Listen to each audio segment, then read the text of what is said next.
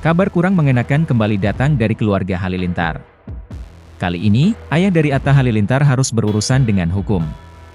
Sang ayah yang bernama Halilintar Anovial Asmit tersebut tengah berperkara di Pengadilan Negeri Pekanbaru, Provinsi Riau. Halilintar Asmit dituding mengklaim tanah milik pesantren senilai 26 miliar rupiah. Pihak Ponpes yang didampingi oleh kuasa hukumnya pun angkat bicara. Tanah yang menjadi objek sengketa itu, yang ada di Pekanbaru itu, dikuasain oleh Yayasan Al-Ansor Pekanbaru.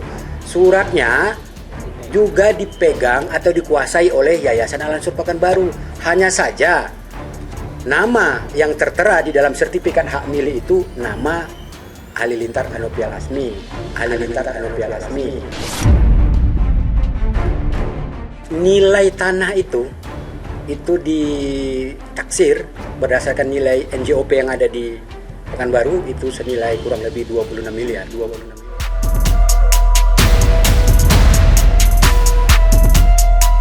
Jadi penggugat dalam sengketa ini adalah Halilintar Anovial Asmit. Kenapa beliau menggugat? Tentu pertanyaannya itu kan, kenapa beliau sampai menggugat? Karena tanah yang menjadi sengketa hari ini adalah tanah milik yayasan. Berdasarkan informasi dari klien kami itu adalah tanah milik yayasan. Pada tahun 93 itu tanah dibeli. Pada akhirnya itu kan setelah dibeli merupakan menjadi aset yayasan.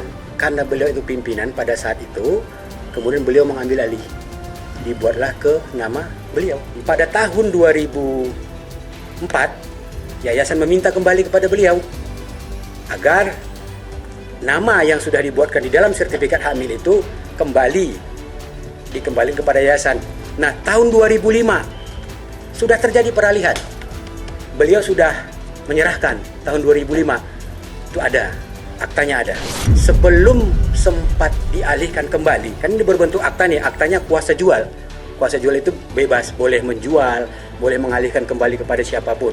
Salah satu bunyi klausa di dalam kuasa jual tersebut. Namun belum sempat dilakukan peralihan kembali lebih lanjut, penerima kuasa jual dari penggugat tadi meninggal dunia. Otomatis akta yang sudah dibuat batal demi hukum dong. Nah, dari sinilah sengketa bermulai. Setelah penerima kuasa tadi, akta kuasa jual tadi meninggal dunia, kembali didatangi ke kediaman beliau. Nah, Pondok Indah didatangi kembali supaya apa? Dibuatkan kembali kuasa jualnya atau peralihannya. Beliau menolak. Beliau alasannya ya tentu beliau mengklaim ya bahwa itu miliknya. Sidang mediasi pun gagal karena Halilintar Anovial Asmit tak pernah hadir di persidangan. Di sisi lain, pihak keluarga Atta Halilintar juga belum bersedia angkat bicara terkait kasus ini. Beliau tidak pernah datang, sebanyak 2 kali dipanggil oleh pengadilan secara patut, beliau tidak datang. Dan pada saat tanggal 7 Maret yang lalu, hakim mediator mengatakan bahwa beliau tidak beritikat baik.